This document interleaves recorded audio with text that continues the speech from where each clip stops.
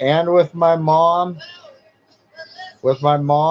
Keith and Addie's racketeering scandal off Danny Boom, my father, his conservatorship when I was a teenager, they knew that my dad's property, which was my grandfather's, which she owed the $50,000 on, was insured and bonded through the VA conservatorships.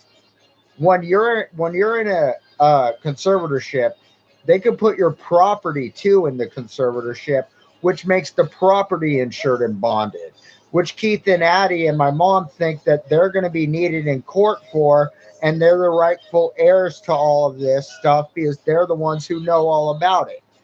See now, my dad got out of that insured and bonded housing thing because he got out of his conservatorship when I was like 18. I think I got off probation before my dad got out of the conservatorship. And then, so I was like 17 and a half, about to turn 18 or 18. And that was when my dad gave me that 18 grand. But fucking, and his conservators approved it and whatever. It was like my birthday present. And they thought it was all cool and shit that he did that for his son. But fucking, main point, the property was insured and bonded.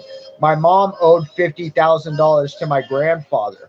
Why would she not want to commit as many crimes and keep any investigation up to try and pay that 50 grand off and put either me or my dad back under conservatorship? And why would she not want this house right here out, not in an SNT or anything like that, and Dale in the will, her will, and shit like that?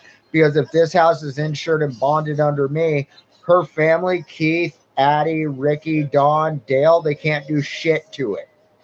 Neither can anybody. It's controlled by conservatorship. That's why they didn't want my dad's property fucking in an SNT when I got the conservatorship, because my mom would never be able to sell anything. So it would be upheld that that property would be mine, just like my grandfather and my dad's wishes were, and like Patty O'Neill and Dave Boom's wishes were, and Donna's. And my mom could live there until she dies. But when she dies, I own the property, and then my inheritance used to build it up and shit. And then if I go to rehab and shit, but fucking, that's why. It's because it's a giant insurance scandal again, just like the Social Security scandal, or the bail racketeering scandal, or the land fraud scandal versus the inheritance scandal that John Berg and Scott Baldwin and all of them talk about. It's just shit like that. It's because when they get insured and bonded properties, they could do whatever the fuck they want. And my mom knows how to work that shit. And she also thinks she knows how to get people out of insurance and bonds and keep them in, and then also throw them in jail and then get herself protected. That's why her and Keith and Addie have been racketeering the whole time. And also, once my dad got out, all they were doing, Keith used to yell over the phone and say my dad was schizophrenic and shit. And he needs to be put in a fucking conservatorship.